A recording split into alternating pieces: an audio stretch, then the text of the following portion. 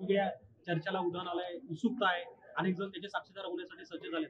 मात्र यात काही राजकीय मंडळी आहे, जी वेगवेगळे विधानं करतायत, एकमेकावरती आरोप प्रत्यारोप होतात. तुम्ही याच्यावर कसं बघता?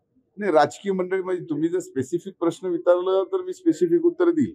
जितेंद्र नाही तर आव्हाडांच्याबद्दल विचारतो. असे हे बघा, आव्हाडांनी म्हणजे कशा अवस्थेत ते बोलले आणि कशा अवस्थेत त्यांनी माघार घेतली ती अवस्था त्यांची बघावं लागेल.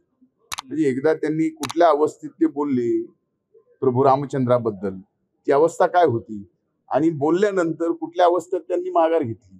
म्हणजे एखादा माणूस शुद्ध नसल्यावरती चुकीचं बोलतो आणि शुद्ध आल्यावर मग खरं कबूल करतो, किंवा एखादा माणूस बेशुद्ध असल्यावरती बेशुद्ध अवस्थेत असल्यावर काहीतरी बोलतो आणि पुन्हा शुद्धीवर आल्यावर खरं म्हणतो.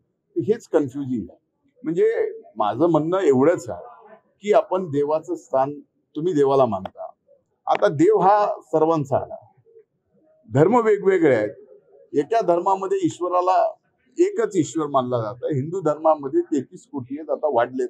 यामध्ये प्रभू रामचंद्राच्या बाबतीमध्ये सबंध देशाच्या हिंदू मनामध्ये एक आगळं वेगळं स्थान आहे. त्या प्रत्येकाचं भावना दुखवणं एवढंच एक काम असेल आणि फक्त आपल्या मतदारसंघातल्या ठराविक मतदारांना अशा बाबतीमधले भावना असंख्य देशातल्या प्रभू रामचंद्राच्या बाबतीत चुकीचं बोलून, आता ते साक्षीदार होते का?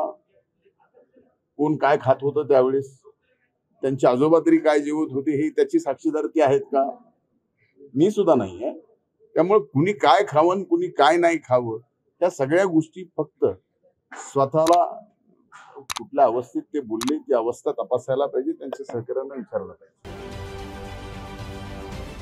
राजकारणातील प्रत्येक अचूक बातमीचे सर्वात आधी अपडेट्स मिळवण्यासाठी सरकारनामाच्या सर्व सोशल मीडिया प्लॅटफॉर्मला लाईक, फॉलो आणि सबस्क्राईब करा. तसंच सर्व नोटिफिकेशनसाठी बेल आयकॉन प्रेस करायला विसरू नका.